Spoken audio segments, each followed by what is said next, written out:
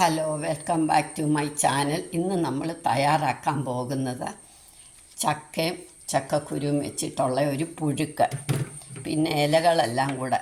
എനിക്കെല്ലാ ഇറച്ചി കുറേശ്ശെ ഇലയുണ്ട്.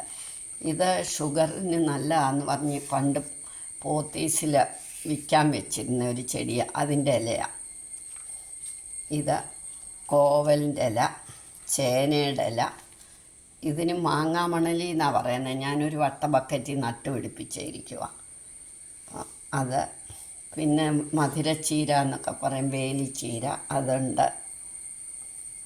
പിന്നെ ഇത് തീർന്നു, എൻ്റെ കുപ്പച്ചീര തീർന്നു. ഇപ്പോൾ ചെറിയതായിട്ട് കിട്ടിയപ്പോൾ, എന്നാലും അതാവട്ടെ, ഈ മാസം ഇല കഴിക്കണമല്ലോ, അതുകൊണ്ടാണ്. പിന്നെ തവിഴാമ്മ, കുടങ്ങൽ തീർന്നു പോയി, ഞാൻ പറിച്ചെടുത്തിട്ട്. സാമ്പാർ ചീര, പിന്നെ മുരിങ്ങയിലയുണ്ട്. അത് ഞാനെല്ലാം ഒരുക്കി തയ്യാറാക്കി വെച്ചിരിക്കുക.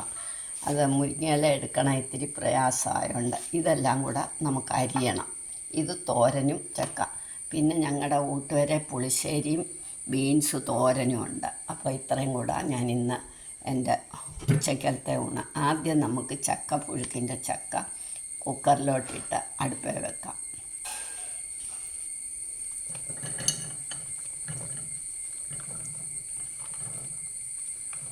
ഇന്നലെ ചക്ക അവിയൽ വെച്ചു, ഇന്ന് ചക്ക പുഴുക്ക് വെക്കാമെന്ന് വെച്ചു. ആകുമ്പോൾ 4 മണിക്കും വേണേൽ നമുക്ക് കഴിക്കാം.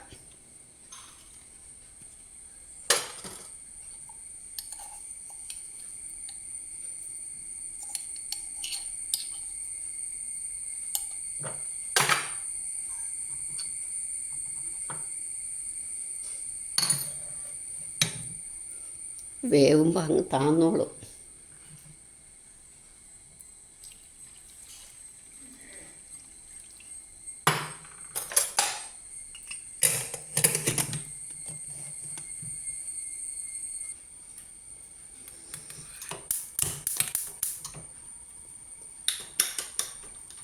ഒരു 2 വിസിൽ 3 വിസിൽ മതി. അപ്പോഴത്തേക്ക് നമുക്ക് തോരൻ്റെ അരിഞ്ഞെടുക്കാം.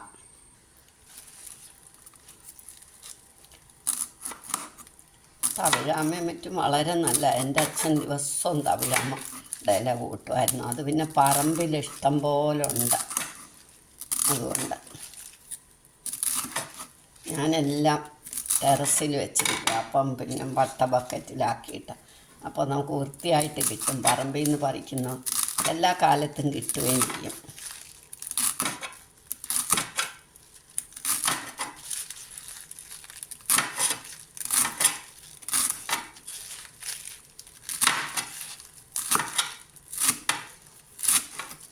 മുരിങ്ങയില മാത്രം ഞാൻ റെഡിയാക്കി വെച്ചേക്കുക. TV കാണുന്ന സമയത്തൊക്കെ നമുക്ക് മുരിങ്ങയില എടുത്ത് റെഡിയാക്കി വെക്കാം.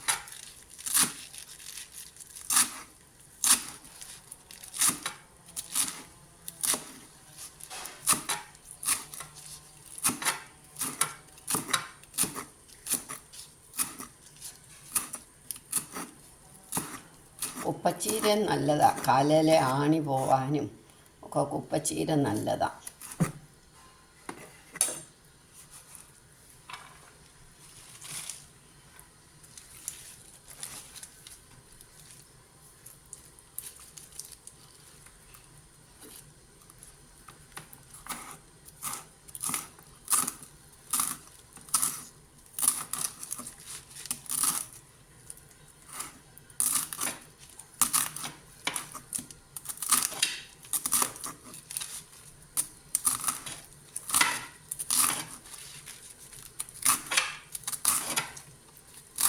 വട്ടത്തിലുള്ള ബക്കറ്റിലോട്ട് നമ്മളെല്ലാം ഓരോ ബക്കറ്റിൽ ഓരോന്ന് നട്ടാൽ മതി.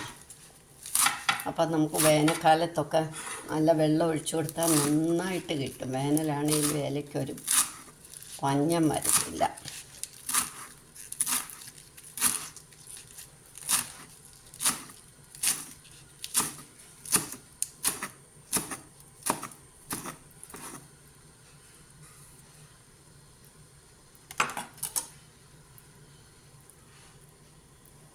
ഇനി ഇതെല്ലാം കൂടെ ഒന്ന് കടുവറുത്തെടുത്താൽ മതി.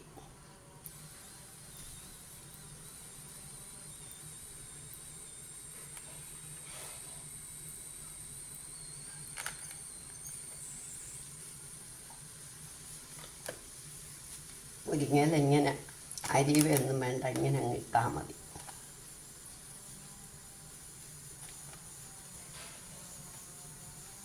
മുരിങ്ങപ്പൂവുണ്ടെങ്കിലും നല്ല, എനിക്ക് ഒരിക്കലും മുരിങ്ങപ്പൂവ് ഉണ്ടാവാറില്ല. ഇല എപ്പോഴും എടുക്കുന്ന കാരണമായിരിക്കും.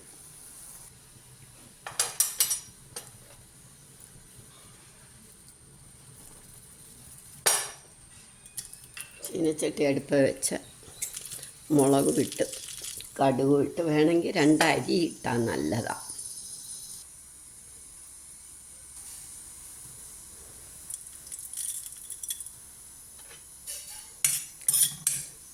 ഒരുപാട് വേണ്ട അരി, ചിലവർക്ക് ഇഷ്ടമല്ല. അരി ഉഴുന്നും ഒക്കെ ഇടും.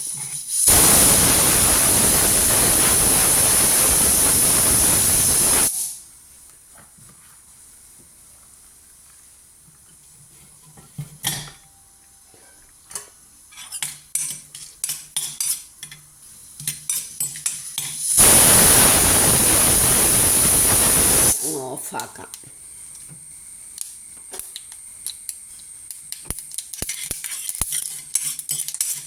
ഇനി ഇതിനകത്തോട്ടൊരു ഇത്തിരി തേങ്ങ വറുത്തിങ്ങെടുക്കാം. തേങ്ങ വറുത്തെടുക്കണം എന്നില്ല, ഇലയും കൂടെ അങ്ങ് ഇട്ടാൽ മതി.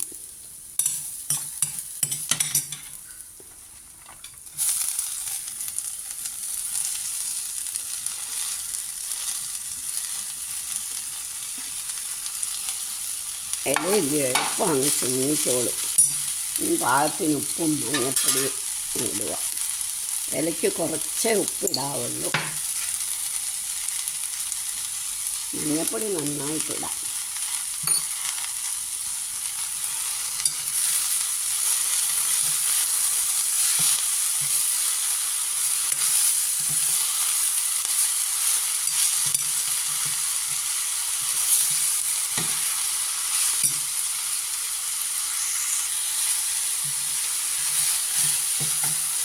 സിമ്മാക്കി വെച്ചാൽ മതി,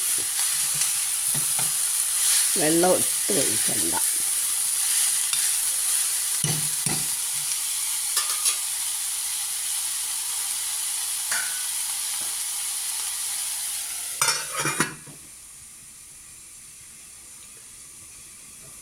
ഒന്ന് അടച്ച് 1 മിനിറ്റ് ഇരിക്കട്ടെ.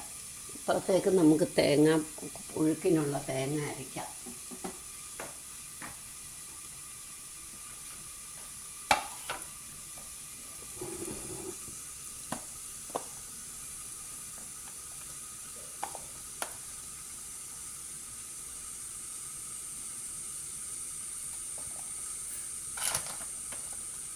മുളക് പൊടി മാത്രം മതി. ജീരകം വേണ്ടിയവർക്ക് അരയ്ക്കാം. ഇവിടെ ആർക്കും ജീരകം അത്ര ഇഷ്ടമില്ല, അത് വേണ്ട.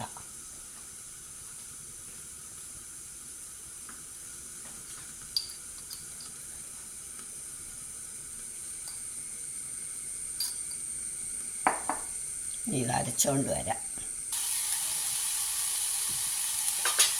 ഇതെന്തോ ആയി നോക്കാം. ഇപ്പം എല്ലാം വെന്തു.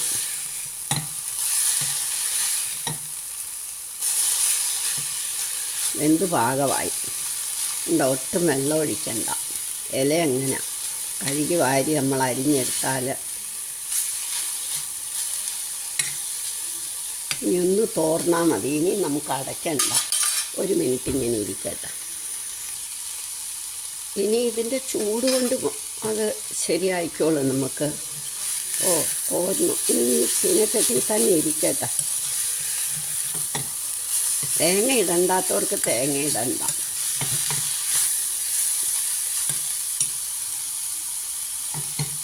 ഇത് നമുക്കങ്ങോട്ട് വാങ്ങി വെച്ചിട്ട് കുക്കർ ഈ അടുപ്പയിലോട്ട് വെക്കാം. എന്തോ ആയി നോക്കാം പുഴുക്കിൻ്റെ. ഇതിനി ചൂടോടെ അവിടെ ഇരിക്കട്ടെ. ഒന്നും കൂടെ തണുക്കണം. തണുത്തു.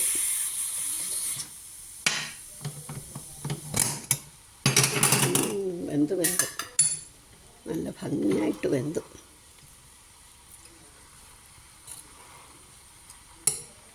ഇത്തിരി വെള്ളം കൂടെ ഒഴിക്കാം. ഇനി തേങ്ങ ചേർത്താൽ മതി.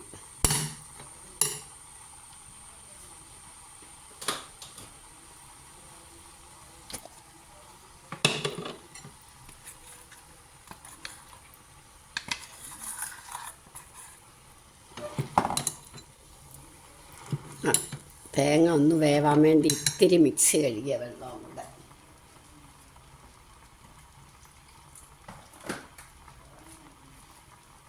അത് ഞാൻ എപ്പോഴും തിളപ്പിച്ചാർച്ച വെള്ളമേ മിക്സിയിൽ ഒഴിക്കുക.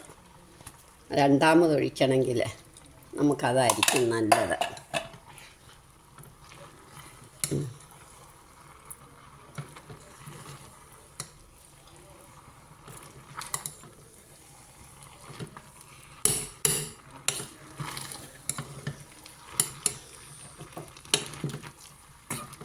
ഇനി നമുക്ക് 2 കറിവേപ്പിലയൊക്കെ കൂടി ഇട്ടിട്ട് ഇളക്കാം.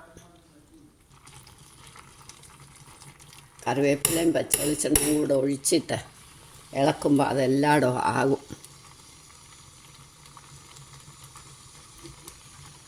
എപ്പോഴും കുരുമുളക് വീഴും. എണ്ണയ്ക്കകത്ത് ഇട്ട് വെച്ചേക്കുന്നതുകൊണ്ടേ.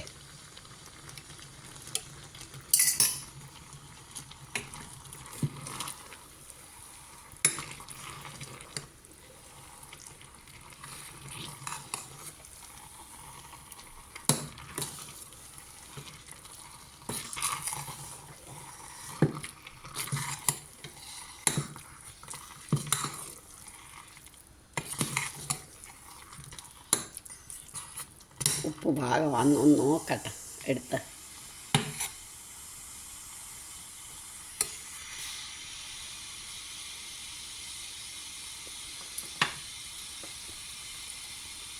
സ്വല്പം ഉപ്പൂടെ വേണം.